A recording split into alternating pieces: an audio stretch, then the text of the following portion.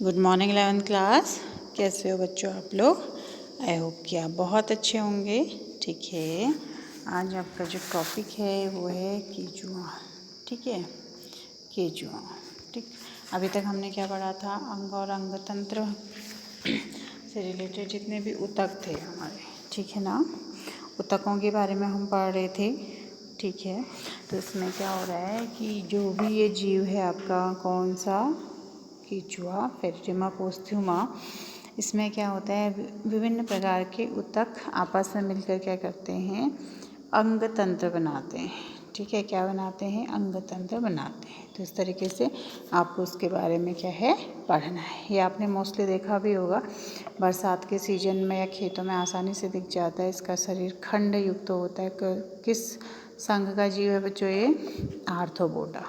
ठीक है, तो इस तरीके से खंडयुक्त शरीर होता है इसका, समझ गया। और इसकी जो लंबाई होती है वो होती है आपकी 15 से 20 सेंटीमीटर तक।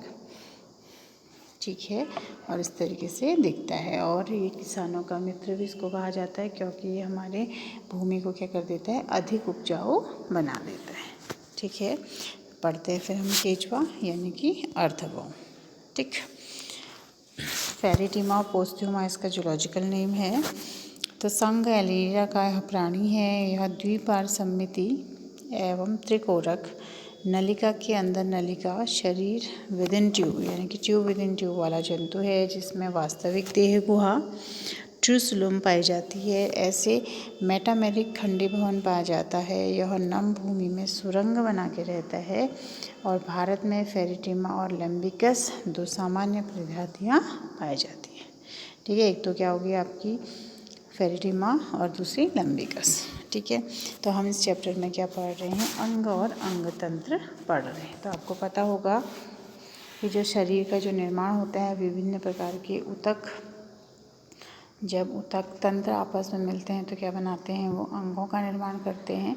और अंग जब आपस में मिलते हैं तो अंग तंत्रों का निर्माण करते हैं। ठीक है, इस तरीके से इसमें सभी प्रकार के ऊतक, जैसे हमने क्या क्या पढ़ी थी? पेशी ऊतक पढ़ा था।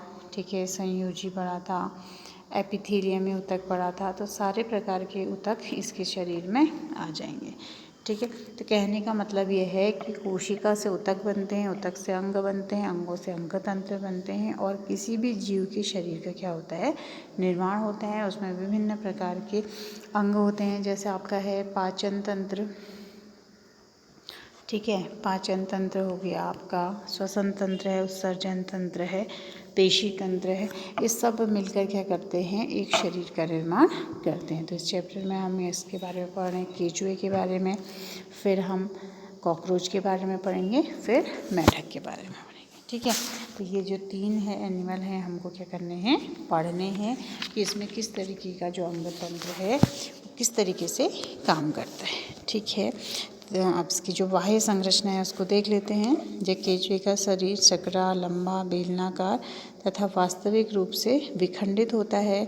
इसके दोनों सिरे ब्लंट होते हैं यानी कि चपटे होते हैं। अगला सिरा पिछले सिरे से अधिक नुकीला होता है। शेष शरीर की मोटाई एक जैसी रहती है। इनके शरीर की लंबाई 15 से 20 सेंटीमीटर और व्यास 0.3 to 0.5 सेंटीमीटर तक होता है। इसकी पृष्ठ सतह का रंग अधर तल की अपेक्षा क्या होता है? गहरा होता है। पृष्ठ सतह मतलब ऊपर की ओर की सतह, अधर मतलब नीचे की ओर की। अब इसमें देखते हैं हम सेगमेंटेशन या खंडी भवन। तो आपने देखा होगा जो केंचुए का शरीर है पूरा खंडित रहता है। ठीक है, तो केंचुए का पूरा कोमल शरीर वृत्ताकार अखंडीय होता है, यानी कि अंदर तक भी उसमें खंड बनते हैं। और इनकी संख्या कितनी होती है? एक केंचुए में 100 से 120 छोटे छोटे छोटे छोटे समान छल्लों के रूप में बटा रहता है। ये खंड अंदर देह को भी पटों द्वारा खंडों में बांटते हैं। अतः आंतरिक खंडों की संख्या शरीर के बाह्य खंडों के समान ही होती है। ऐसे खंडी भवन को विखंडीय खंडी भवन या वास्तविक खंडी भवन कहते हैं। एक तो क्या हो रहा है कि किसी की बॉडी पे खंड है, वो सिर्फ बाहर दिखाई दे रहे हैं, तो क्या हो गया, बाह्य खंडन। और जब पूरा अंदर तक है, इस तरीके से पूरा एक एक खंड मिलकर क्या बना रहा है, पूरे केचुए का शरीर बना रहा है, तो इसको हम क्या कहेंगे, वास्तविक खंडी भवन। तो ये जो आर्थो एनिलिडा संघ की विशेषता भी है। ठीक है, केचुआ किस में आता है, आपका एनिलिडा में आता है, तो ये संघ की क्या है बच्चों, विशेषता भी है। ठीक है, अब देखिएगा जो इसका केचुआ है उसमें जो परिमुख और पुरोमुख, ये हमारी तरह इसमें अलग से मुख नहीं होता है, बल्कि इसमें परिमुख और पुरोमुख होता है। ठीक है, तो केचुए के सिरे अलग से स्पष्ट नहीं होते हैं। प्रथम खंड को परिमुख कहते हैं और परिमुख के ऊपर आगे की ओर एक प्रवर्ध लगा रहता है। ठीक है, और इसको क्या कहेंगे, पुरोमुख। एक तो क्या है परिमुख, और दूसरा क्या है, पुरोमुख। ठीक है, समझ गए। एक क्या है आपका, ये देखिए यहाँ पे चित्र दिखा हुआ है, इस आगे की तरफ मांसल जो भाग है उसको बोलेंगे हम पुरोमुख, और जो अंदर है ये ओपनिंग है इसको बोलेंगे क्या बोलेंगे, परिमुख। ठीक है, तो इस तरीके से इसमें स्पष्ट मुख तो नहीं पाया जाता है, लेकिन क्या पाए जाएंगे, पुरोमुख और परिमुख पाए जाएंगे। ठीक है बच्चों, अब देखते हैं इसका जो क्लाइटेलम है। ठीक है, क्लाइटेलम मीन्स जो अभी केचुआ दिखाया था आपको, देखते हैं। ये देखिए, ये जो है इसका मुख और परिमुख तो यहाँ पे हो गए। अब ये जो हिस्सा है ये पूँछ वाला हिस्सा है, और ये जहाँ पर बैंड जैसा स्ट्रक्चर है, जैसे ये आपका केचुआ है तो यहाँ पर एक क्या है, बैंड जैसा स्ट्रक्चर है, तो उसको क्या बोलते हैं हम, क्लाइटेलम। ठीक है, तो क्लाइटेलम बोलते हैं इसमें। और इसके जो खंड होंगे जो क्लाइटेलम के अंदर होगा, 14वां, 15वां और 16वां खंड के चारों ओर ग्रंथिल कोशिकाएं एक मोटी चिकनी छल्लेनुमा पट्टी बनाती हैं, जिसको हम क्या बोलते हैं, क्लाइटेलम कहते हैं। ठीक है, और ये प्रजनन के समय यह पट्टी अंडे के चारों ओर एक खोल बनाती है। इसके अंदर अंडे होंगे, इसके चारों ओर क्या बनाएगी, वो खोल बनाएगी, जिसे हम क्या कहेंगे, अंड कवच या कोकून कहते हैं। ठीक है, अंड कवच या क्या कहेंगे, कोकून कहते हैं। ठीक है, तो ये क्या हो गया आपका क्लाइटेलम। जैसे ये है आपका केचुआ है, यहाँ से अगर हमने शुरू किया, देखिए 4, 5, 6, 7, 8, 9, 10, 11, 12, 13। अब कौन से खंड कह रहा है, 14, 15, 16। तो यहाँ पर क्या होगा, इस तरीके से ये जो हिस्सा होगा ये क्लाइटेलम हो गया, फिर से इसमें छल्ले बनेंगे। ये तो हो गया आपका 14, 15 और 16। तो उसके बाद फिर छल्लेनुमा स्ट्रक्चर होगा इस तरीके से केचुआ।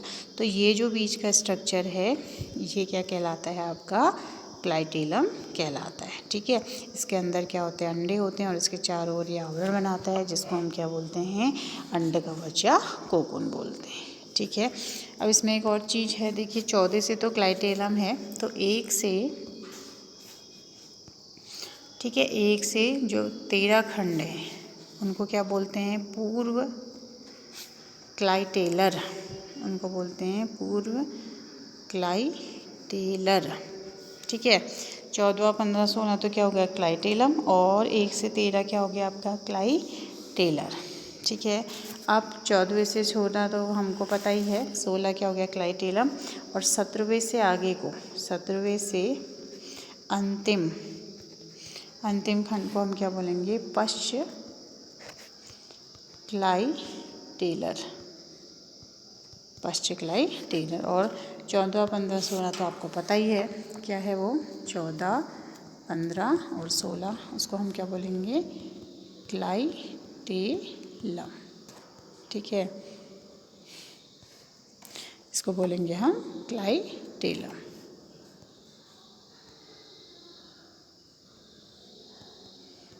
ठीक, तो ये समझ गए आप कि जो केचुए का यहाँ से लेकर ये वाला भाग है इसको क्या बोलेंगे, 1 से 13 तक का, ये क्या हो गया, पूर्व क्लाइटेलर।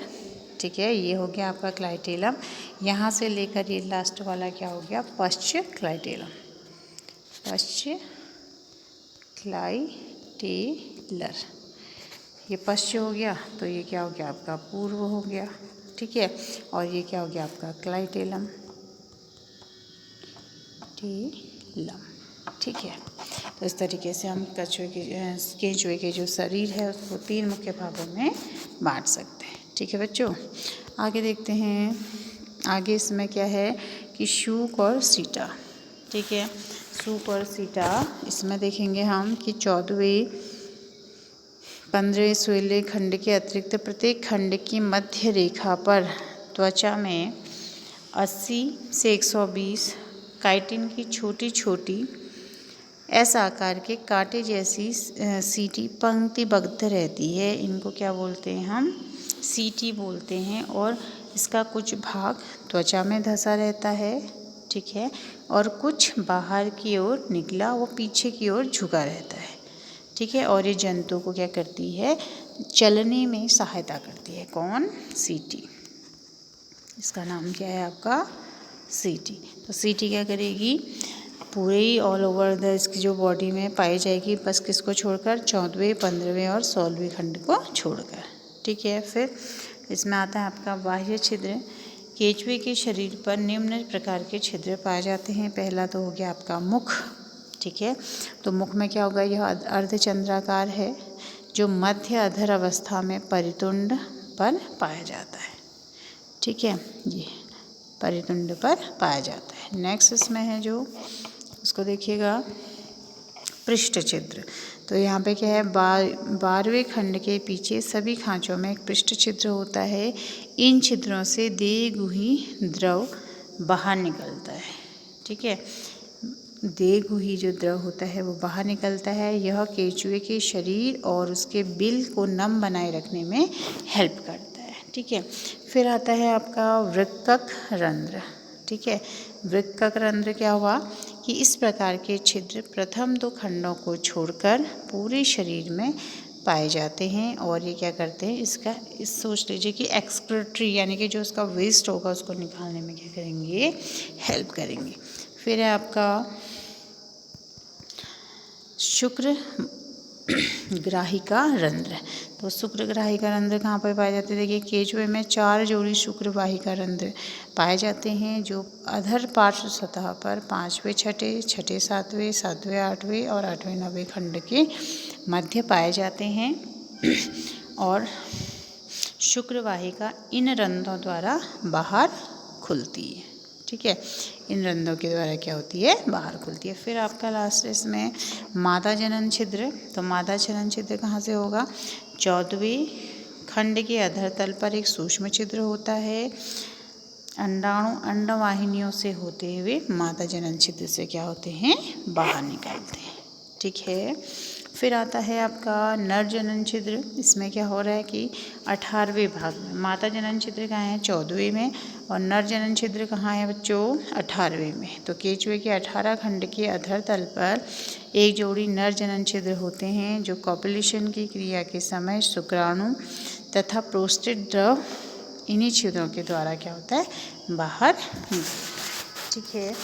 फिर आता है आपका जेनाइटल पैपिलिया यानी कि जननिक अंकुर। ये कहाँ पर पाया जाएगा, आपका 16वें 18वें खंड के अधर तल पर एक जोड़ी जनन अंकुर पाए जाते हैं जो कॉपुलेशन में क्या करते हैं, हेल्प करते हैं।